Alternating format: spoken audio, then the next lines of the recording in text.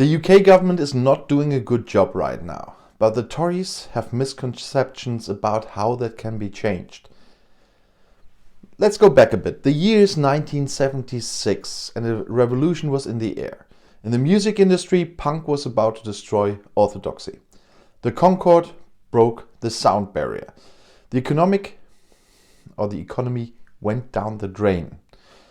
And Lord Hailsham, a former Lord Chancellor of the Conservatives, an Eton student, Oxford student and Rifle Brigade member, pushed for the overthrow of what he called Britain's elected dictatorship. He was referring to an overbearing executive whose power in the UK parliamentary model was not hindered by the judicial and legislative scrutiny of the judiciary and legislature, as if the case it usually is in most democracies. In other places like here, they can do that, but not in the UK that time. And nowadays, I have my doubts either. Since then, the executive branch, made up of ministers and those acting on their behalf, has been restricted in many ways.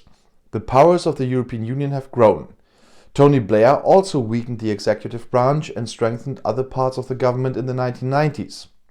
He created a Supreme Court, initiated reform of the House of Lords and the decentralization of Westminster, and granted the Bank of England independence.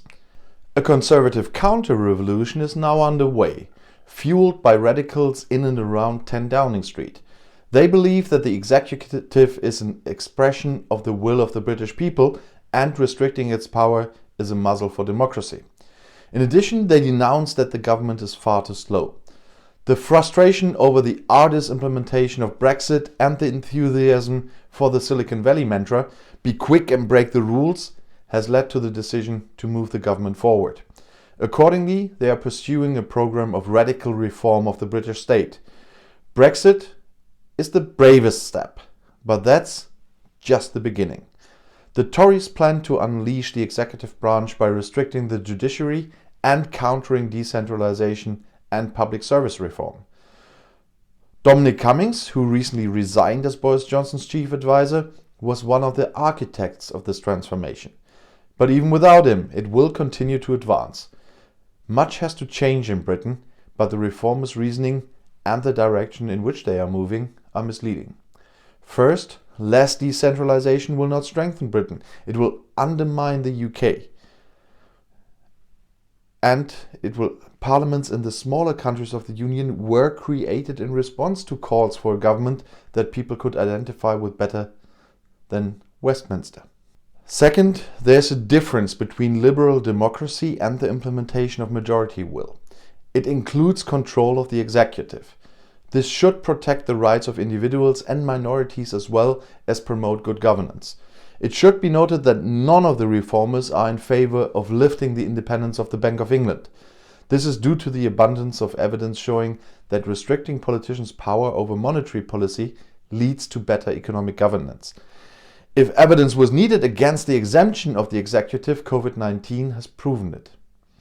At the start of the pandemic, the government assumed enormous powers that would have been unthinkable in normal times. It worked in some areas. Most of the Treasury's measures were implemented efficiently and effectively. In other areas, money was wasted and top jobs and large orders were distributed according to the principle of friendship. The government has failed. A look abroad shows how efficient decentralization is. Here in Germany and South Korea are among the countries that coped with the pandemic best. Decision-making and well-equipped local authorities were central to this. Indeed, Brexit is a good time to start again. Reformers rightly argue that the public service needs more expertise, less turnover and a high-performing cohort of technicians to digitize government work.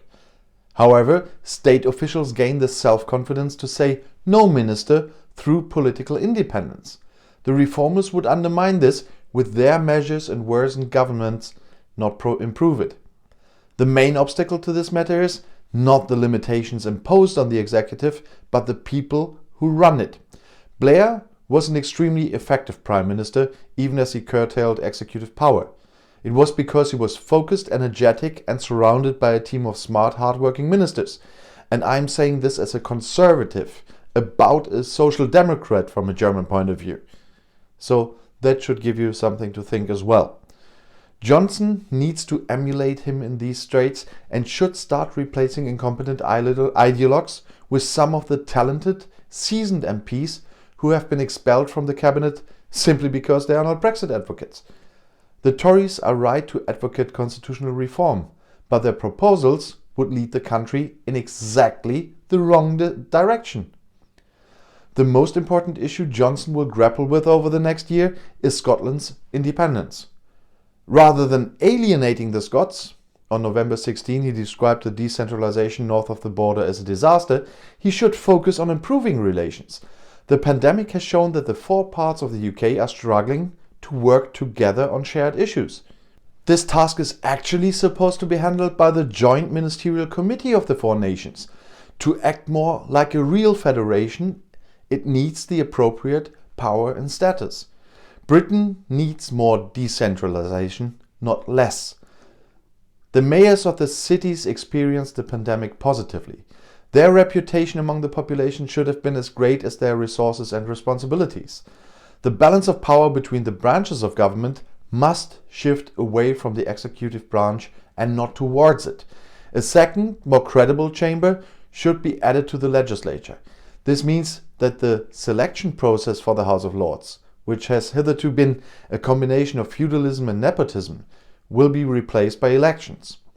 Transforming the House of Lords into a Senate of decentralized nations and regions would give it a useful dual role. And from personal experience with our Bundesrat, which is our second house that is set up by the states, it really works well.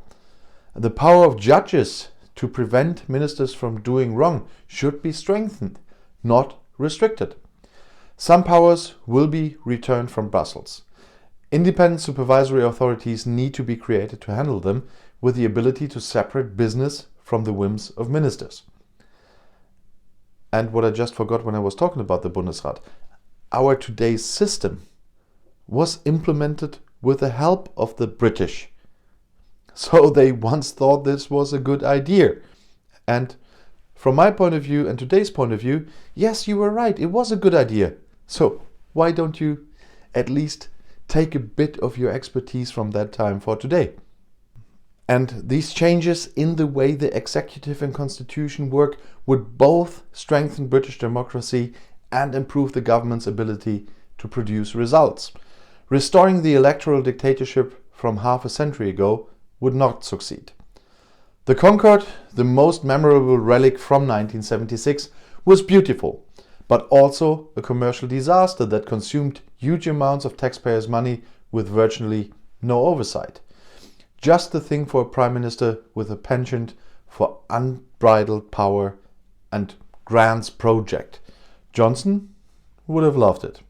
And if you now want to know more about Brexit, YouTube has chosen another of my videos right here for you on the end screen, next to the subscribe button. I'll see you in my next video. Click and enjoy. Viel Spaß!